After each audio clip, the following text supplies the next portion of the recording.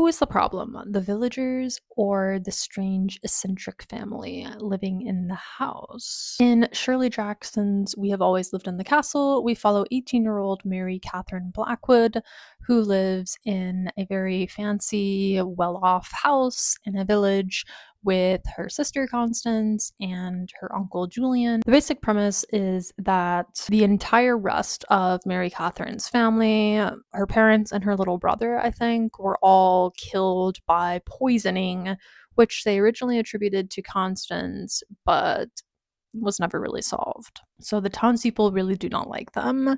I think what Shirley Jackson does really well is create, build, and keep suspense really well, especially up to halfway through the book. It was doing a really good job of suspense, raising a lot of questions in your mind, but not necessarily answering them, and just sort of leaving room for you to sort of make your own guesses and interpretations. I really like Shirley Jackson's style. Her prose is really pretty. You just kind of fall into a trance with it. I enjoyed that aspect. Mary Catherine is an interesting character because she's 18, but she reads much, much younger. Like I kept forgetting that she was 18, and I kept imagining slash thinking that she was like 10.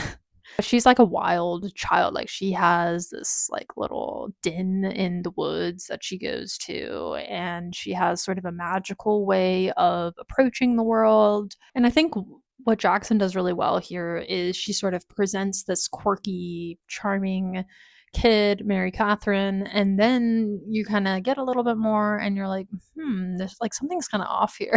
I will say the main reveal as to who did the poisoning wasn't very surprising to me necessarily. And the end in general was a little bit of a letdown for me. I think what the story does well is kind of make the turn of events into a fable, almost mythologizing it in real time, which I think is interesting.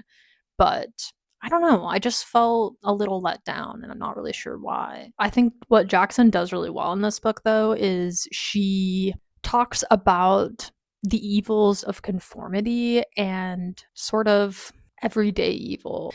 Yeah, I actually found the afterword to be quite interesting and kind of helped me get more out of the book.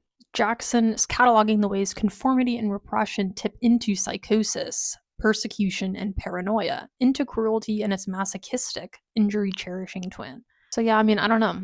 There are elements that I liked. I get why people are obsessed with Shirley Jackson. There's definitely a lot to unpack, but I don't know that I was like blown away.